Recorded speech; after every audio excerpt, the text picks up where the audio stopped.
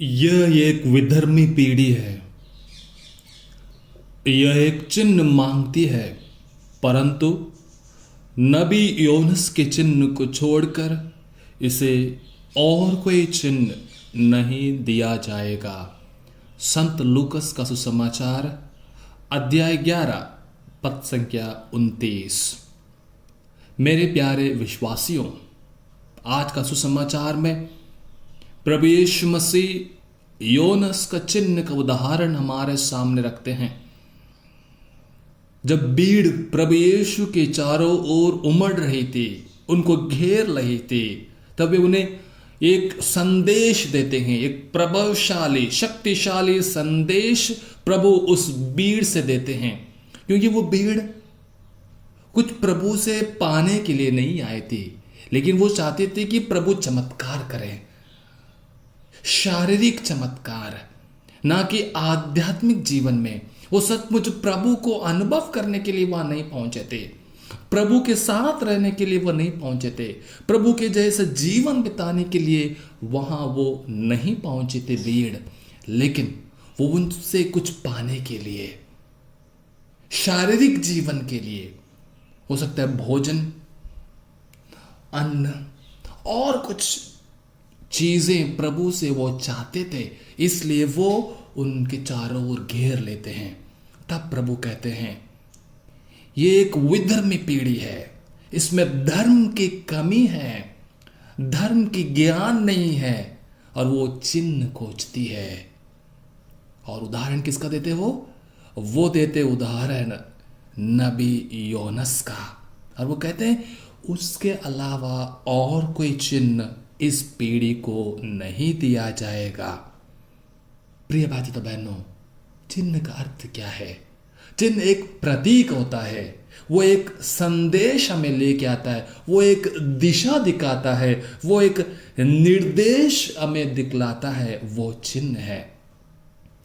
आपको और हमारे ऊपर है वो चिन्ह का पालन करें, उसका अनुसरण करें या उसको नकारें, उसके साथ जीवन ना बिताएं।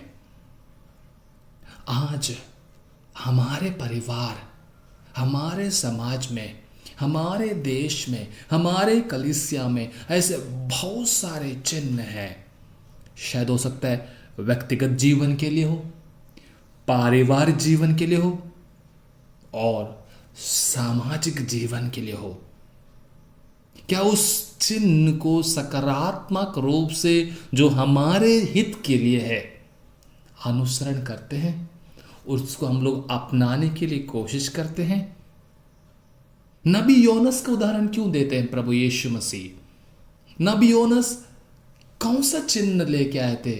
वो था पश्चाताप का प्रतीक बनकर आए थे। वो पश्चाताप करने के लिए उन्होंने लोगों को बुलाया, उनको समझाया, और इसलिए वो एक पश्चाताप का चिन्ह बनते हैं। और वही चिन्ह प्रभु चाहते हैं कि जो भीड़ वहां पे है वो अपनाएं, वो पश्चाताप करें, वो जाने उनके साथ इंसान कौन है। वो ईश्वर का पुत्र है, ना कि देश का एक राजा है।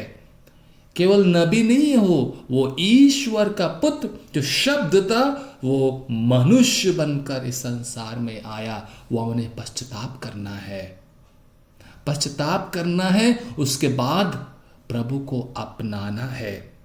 तभी प्रिय भाई बहनों, प्रभु चमत्कार कर सकते हैं।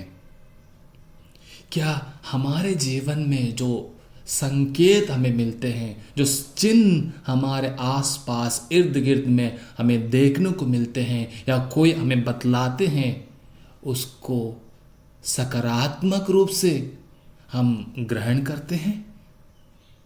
हमें ध्यान देना होगा प्रिय भाई बहनों, हमारे जीवन पर नजर दौड़ाइएगा।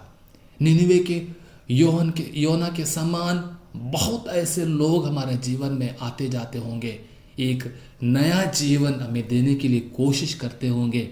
हो सकता है हमारे पल्ली के पल्ली पुरोहित, धर्म बहन है, परिवार के कोई सदस्य हो सकता है, हमारे सहपाठी हो सकते हैं, समाज में कोई व्यक्ति हो सकता है, कोई भी ऐसा व्यक्ति हो सकता है, मेरे जीवन में एक सकारात्मक चिन्ह संकेत बनकर आया होगा, आते होंगे, आएंगे भी होंगे।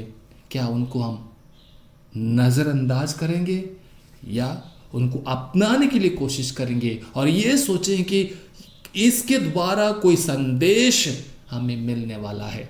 आइए प्रभु का संदेश को आज हम अपना लें। हमें शायद पश्चाताप करने की ज़रूरत है, हमें शायद नयापन को अपनाने की ज़रूरत है और केवल प्रभु उसमें हमें मदद कर सकते हैं। आइए उनसे कृपा मांगे, आशीष मांगे, ताकि हम भी निनिवे के लोगों के समान अपने जीवन में नजर डालकर पश्चाताप करें और प्रभु को अपनाएं, प्रभु के साथ जीवन बिताएं और यह कहें, मेरा विश्वास उस प्रभु में है, मेरा विश्वास उस प्रभु में है जो आज भी जीवित है मेरे जीवन में। आमीन।